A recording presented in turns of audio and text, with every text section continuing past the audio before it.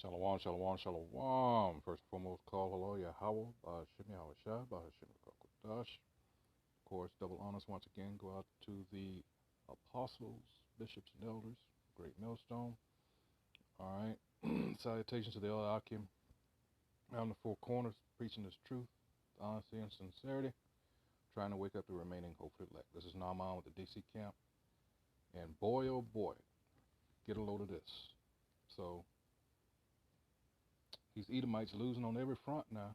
So, just sends a signal to me that, hey, they're going to have to resort to, their blessing maybe sooner than later, because all of these things that were set up as a hurdle for our people, uh, now they don't work for them. All right, so since they're trying to play both the, uh, they're trying to play that victim card, it's not working. And this is a case that highlights that. It says judges ruling against white cops.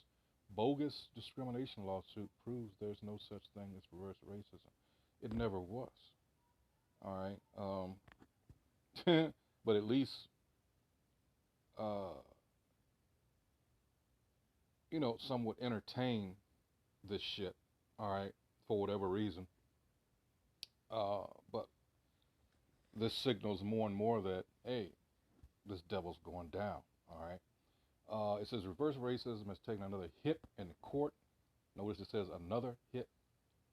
It says recently, as a judge in Michigan dismissed a lawsuit filed by 3 Edomite police officers claiming the Michigan Police Department discriminate against them based on their race and sex. See, the things that he leveled against us to divide us, divide and conquer, all right, these things are turning on against him now, all right. And that's prophesied. That's in the Bible. In fact, let me get a couple of scriptures here real quick. Let's go all the way back. Let's go to Psalms. Let's go to 7th chapter. Scroll on down here.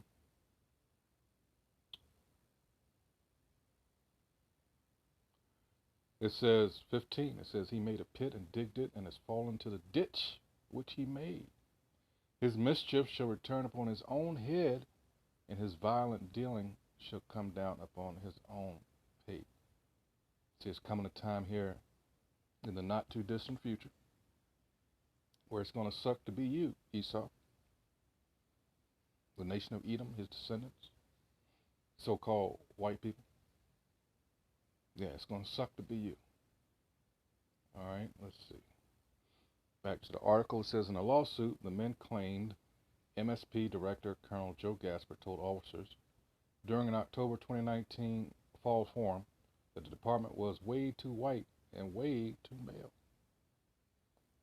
See, they've always enjoyed that. They had so many of them.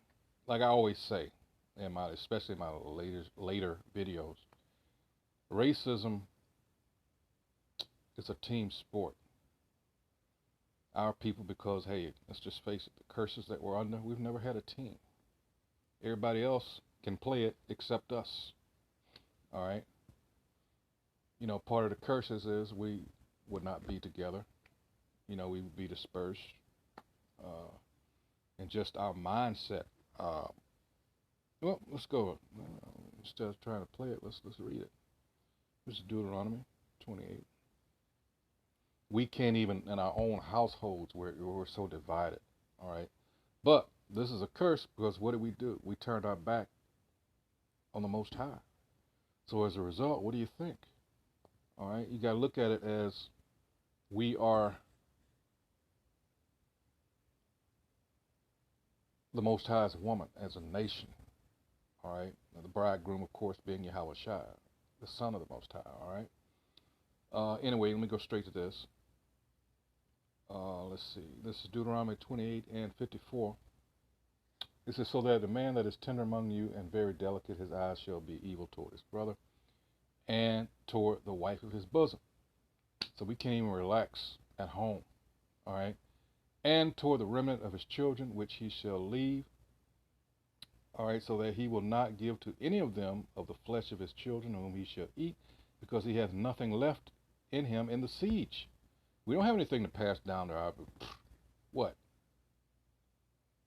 And these Edomites, that's something else that they've done. They made sure that we have no generational wealth to generate to pass on or pass down. All right, it says, and in the straightness wherewith thine enemies shall distress thee in all thy gates. 56. The tender and delicate woman among you, which would not adventure to set the sole of her foot upon the ground for delicateness and tenderness. That was then, like I said, you got construction and construction workers and truck drivers that are, you know, these women, especially among Judite women,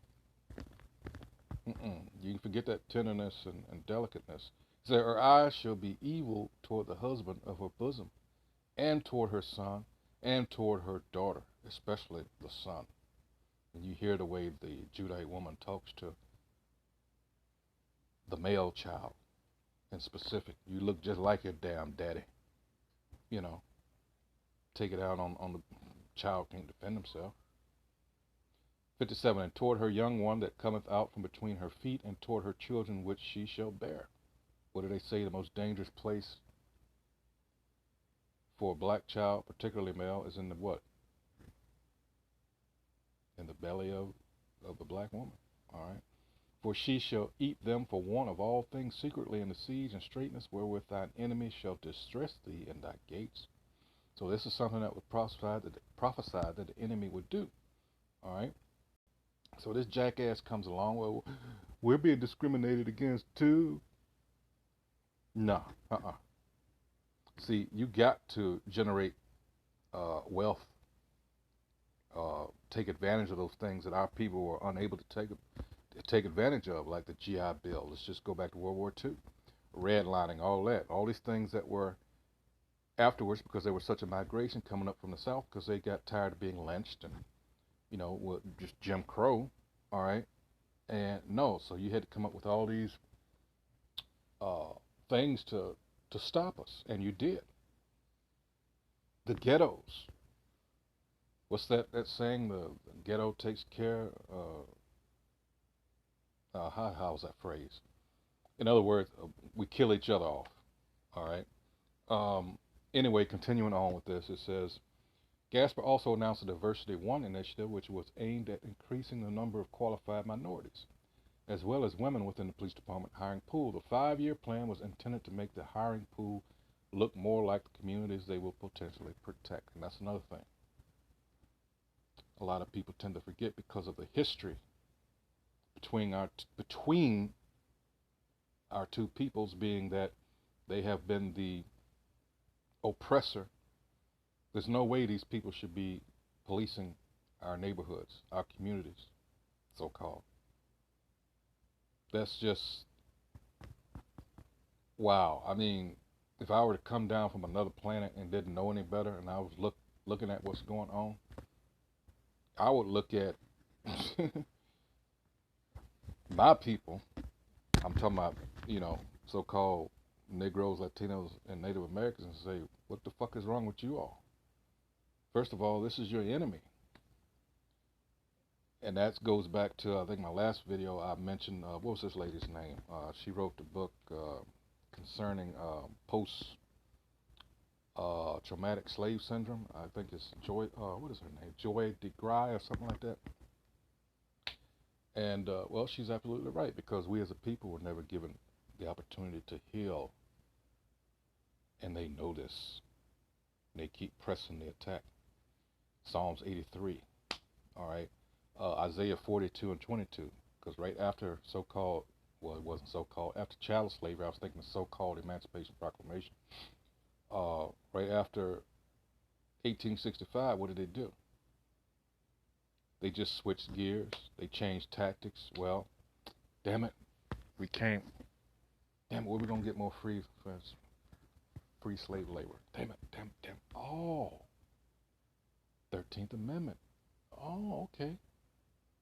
So all they did was, well, now, according to the 13th Amendment, you can't be a slave unless what? after you've been found guilty of some crime, and therefore you're what, given over to legal system, and you know, the courts. You're in the custody of the sheriffs, or go to the state penitentiaries. And now it's the last 25 years or so, that big shift with the private prison industry. All right, it's just, but our people, like to say, the best slave is the one that doesn't know he's a slave, and that fits our people to a T. They'll argue you down. You tell them slavery never ended. What the hell are you doing? What are you talking about? What about the civil rights movement? So they bought into all this propaganda, this bullshit, all right, that the elites set up in order to keep our people asleep. In a waking, in a, how am I going to say this? In a zombified state, for lack of a better phrase, like in a dream state, all right?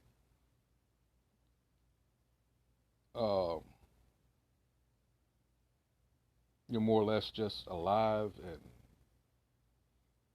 they're able to push your buttons and make you do what they want you to do, despite you thinking otherwise.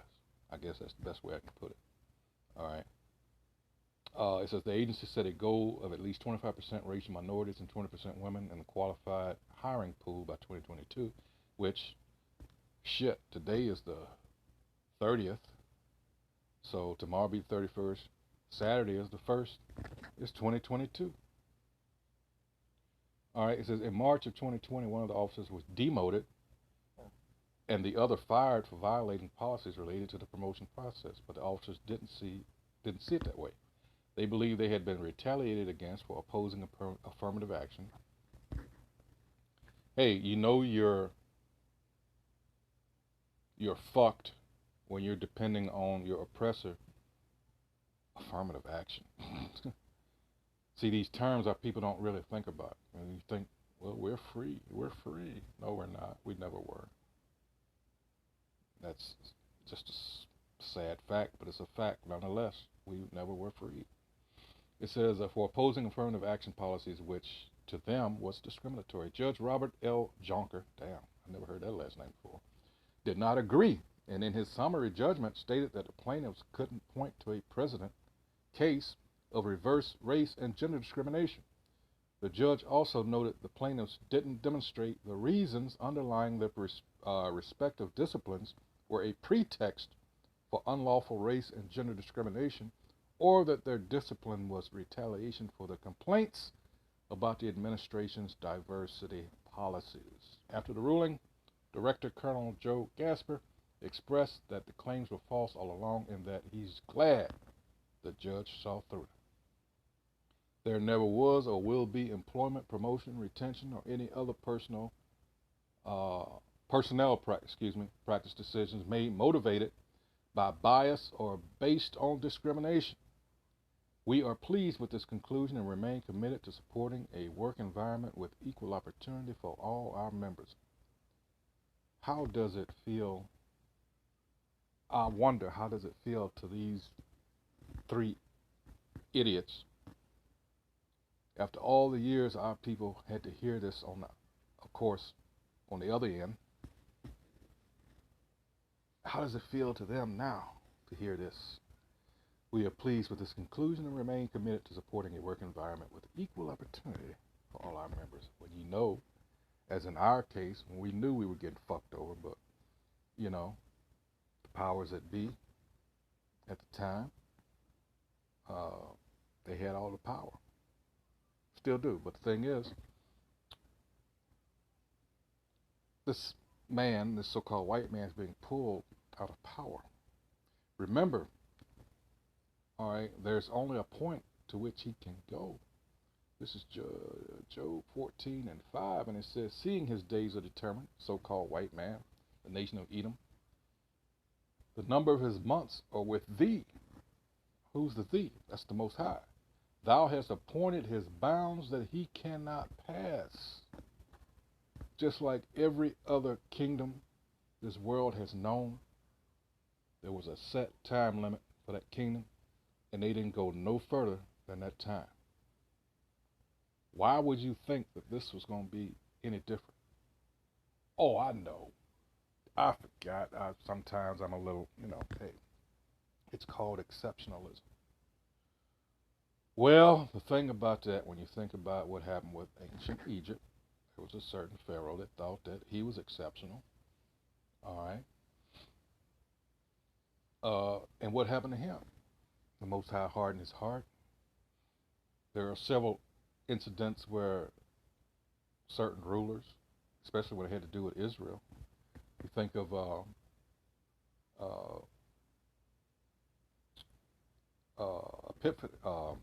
Antiochus or Antiochus, however you want to say it, Epiphanes the Fourth. All right, think of Nebuchadnezzar. All right, with the Most High and humbling him to the point where he made him think he was an animal out there grazing in the grass. All right, there are several instances where we had the most arrogant, and this one, this present day so-called white man, the proudest of the proud on the earth, what do you think is going to happen to him? Second Thessalonians, Ezekiel 28th chapter, all these things go talk about this individual, him thinking that he is God, that he's the Most High. Isaiah 14th chapter, all right? It's talking about a man, people. It's not talking about, the spiritual demon Satan, who's also a son of the Most High. All right, he's in order. It's his extension, his physical representatives here on earth. All right, because what? This is about balance. You have good, you got to have evil.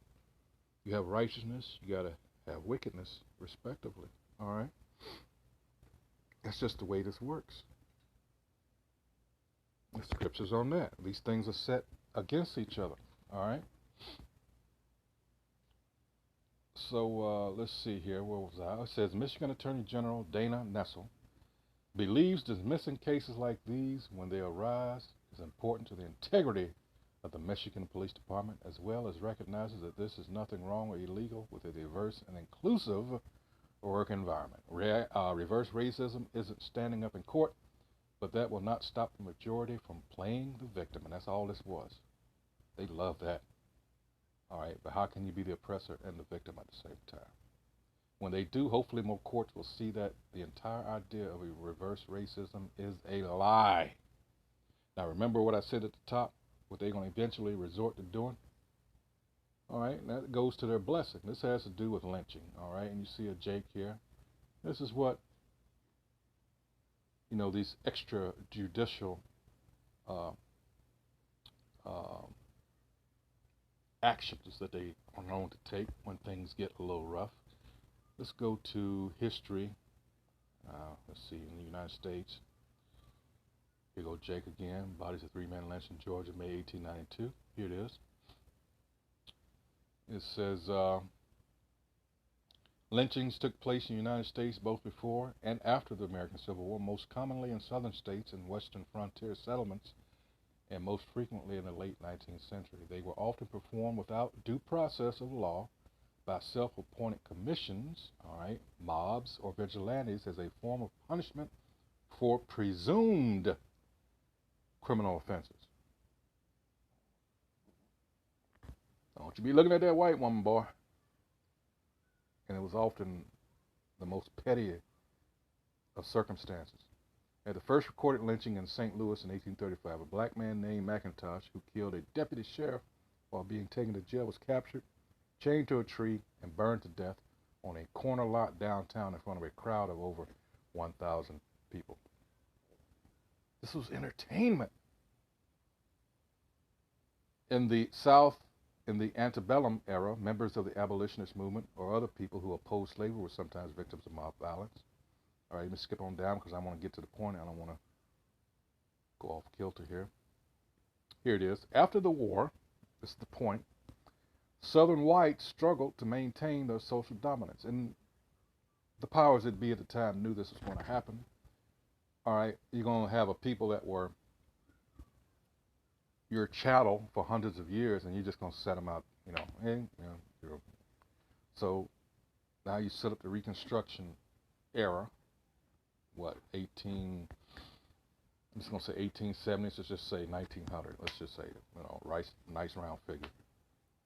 All right, now you have these people that were picking cotton and serving you. Now they're hold political office over you. What do you think was going to happen? It says secret vigilante and insurgent groups such as the Ku Klux Klan instigated extrajudicial assaults and killings in order to keep so-called white people in power and discourage freedmen from voting, working, and getting educated. They also sometimes attacked Northerners, teachers, and agents of the Freedmen's Bureau. A study of the period from 1868 to 1871 estimates that the KKK was involved in more than 400 lynchings. The aftermath of the war was a period of upheaval and social turmoil in which most white men had been war veterans.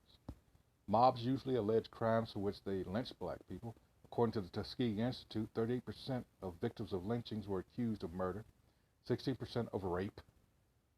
I would have thought that would have been reversed. All right. It says 7% for attempted rape, 6% were accused of felonious assault, 7% for theft, 2% for insult to white people. Wow. And 24% were accused of miscellaneous offenses or no offenses. In the late 19th century, however, journalist Ida B. Wells showed that many presumed crimes were either exaggerated or had not even occurred. According to Arthur F. Raper, approximately one-third of the 100 African Americans lynched in the 1930s were falsely accused. I would think it would be higher than that. This, of course, is a well-known incident.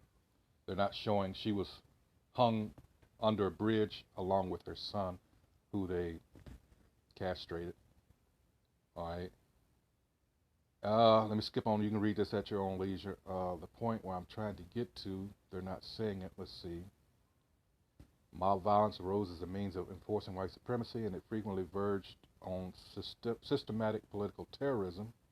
There's a case, where was it, in North Carolina, was it? Was it Wilmington? That they just overthrew the duly elected government because they just didn't like so-called black people being in charge over them. It says, that's not what I'm, let's see. I think they might have even redid this because, shit. Yeah, now we get into right here, this section is why the 15th Amendment was required, voter intimidation, that kind of thing. What do they call it?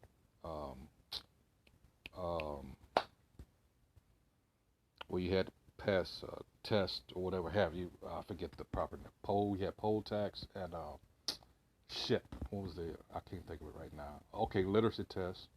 Yeah, poll taxes. All right. And many whites, it says grandfathered in. Go figure.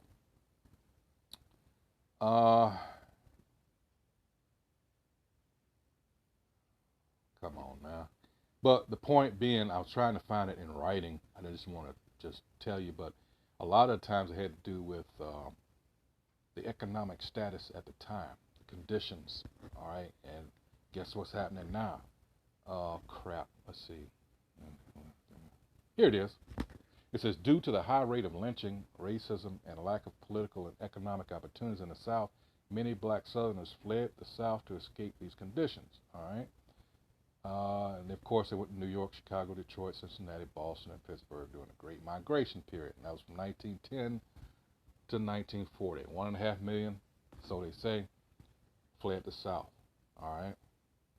And guess what happened? You got the projects and all that shit. So we were never meant to succeed. That's the whole point in saying this. All right.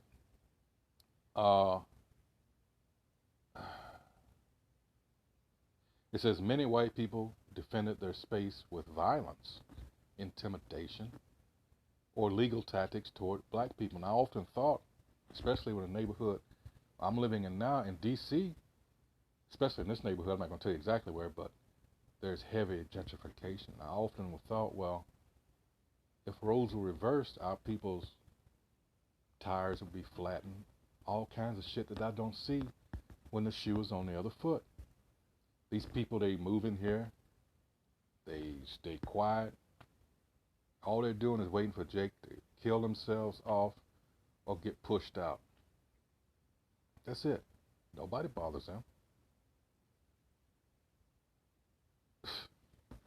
It's fucking crazy. Uh, yeah, that's all. I didn't want to, for time's sake, I'm gonna end it there. But I just wanted to. Yeah, it's a lot to this. I still didn't get to the part that I wanted. I don't. Here's more pictures. Now this right here should piss a lot of you Jakes off, because this is the reason right here for the Anti-Defamation League, the so-called Jews. Now, here's the thing. This guy's name is Leo Frank. All right? Oh, boy. See if they're going to address it. Let's see. They go into the mobs and, the lynchings, and they would take body parts from us and stuff like that.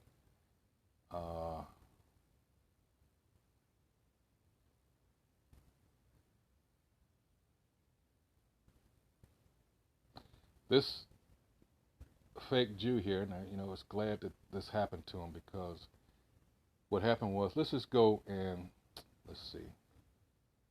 Let me put this fool's name in here. Hold on. I lost my place. Damn it.